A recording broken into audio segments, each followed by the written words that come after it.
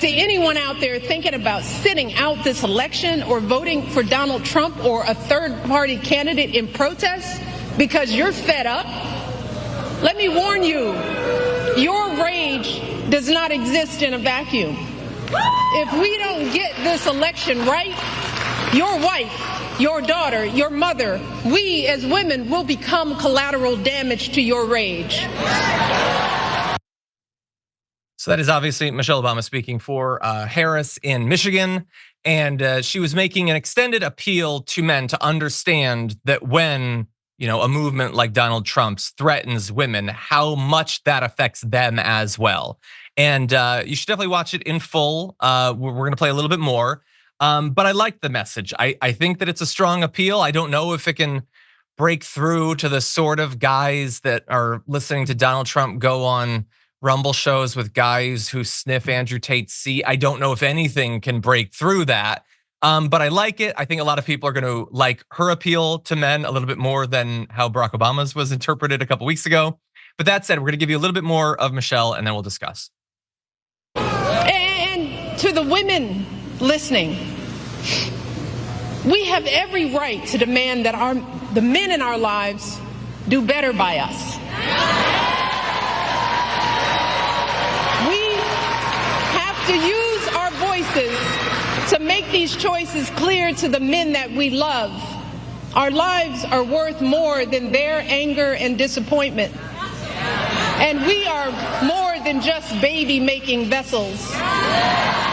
So let us use our voices in these final days to make it plain to the men in our lives that we need to stand not with Trump, but with us. We need them to vote for the only candidate in this race who will protect our lives. We need them to vote for Kamala Harris. A storm is tearing up the digital media industry. Only our audience can save us in these difficult times. Help us reach our goal of 100,000 new members at tyt.com/team. That was powerful. Some of it seemed directly targeted at JD Vance. Hopefully he can still learn, he's only in his early 40s. He can learn that women are more than these things he wants them to be. But anyway, I hope that men are listening. I don't know. It was very well said. I hope that the men understand the stakes. I mean, Donald Trump becoming president once already killed Roe v. Wade and a number of other things not having to do with any of these issues. But and put in tons of judges that are gonna, God only knows what they'll do. Medication abortion could be gone in the next couple of years. And with the right wing talking about no fault divorce going away, and maybe there should be no birth control, and God knows what else, there's a lot more damage that can be done. Francesca, what did you make of that? Look, I am not someone who, falls over every Michelle Obama speech or word. I don't follow her diligently. I know there are a lot of big fans out there. And then I watch this speech and I recognize why she is such a powerful leader. Because I think she got to the heart of the matter, which is we need men to see us, to see women, to see their wives, their daughters, their mothers, their cousins, their sisters. We need you to see us as full people. And we need you to de-link your grievance and your anger from us and from anything you think we have done or from our rights. And to have someone who, again, she's not a politician. She's not running for office as much as Republicans sort of fearmonger it. Oh, it's going to be Michelle Obama. But she is very popular. And she also is accomplished, right? She's an incredibly accomplished woman. And she was the first lady, making such a basic but also provocative plea, I think is incredibly effective. And I haven't heard enough women making this exact plea. I mean, I actually haven't even heard enough men making this exact plea to other men. I mean, I think that men really need to put themselves in the shoes of women right now, and they have had to.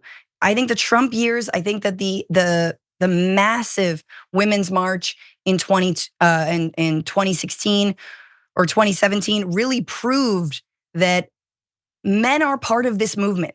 I know you're with us. I know you see us. I know you hear us, but we need you to actually show up. We need you to call in your friends, your chads in your life who think that MAGA is just kind of like an FU to the system or whatever. We need you to make sure that they're not voting for Donald Trump.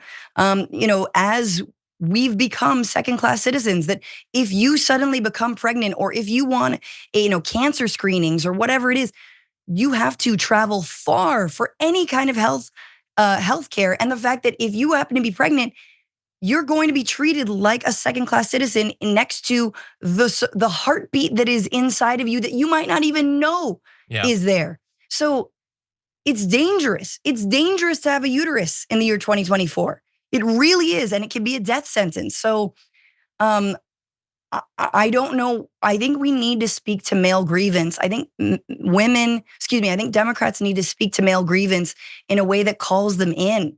And rather than just saying, oh, you're trash, you're awful, really, like, you could be the hero in this moment.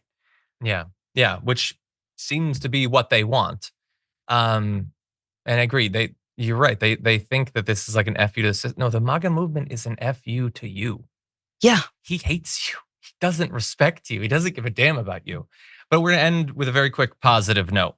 So, new ABC poll, which, by the way, this poll has Harris up 4 nationally, which is slightly higher than some of the other ones recently.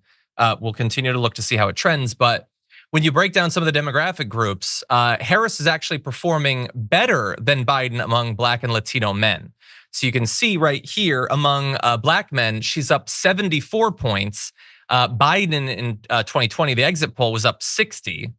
And among Latino men, she's up by 27, 4 points better than Biden was in 2020. So that is potentially good news. Again, this poll has her up a bit more nationally than some of the others, but theoretically, and like we don't have time to go through all the numbers, even if you were to dial that back a little bit, that is still not the narrative that you've heard. She would still be up over Biden, even if you adjusted this, let alone trailing Biden, as we've been led to believe from some other polls. So we're gonna have to see if that bears out, through polling the rest of this week, but that is certainly good news.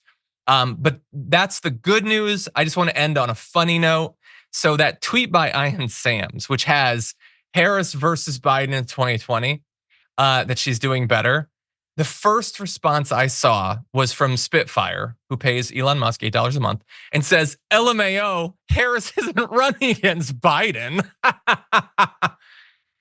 That's not what he means. That she's doing better than Biden versus Trump. And this is a full-grown adult. You can see in the picture. It's a full-grown adult, has gone through her whole life. And this is the end result of it. I will never understand people and how they live their lives.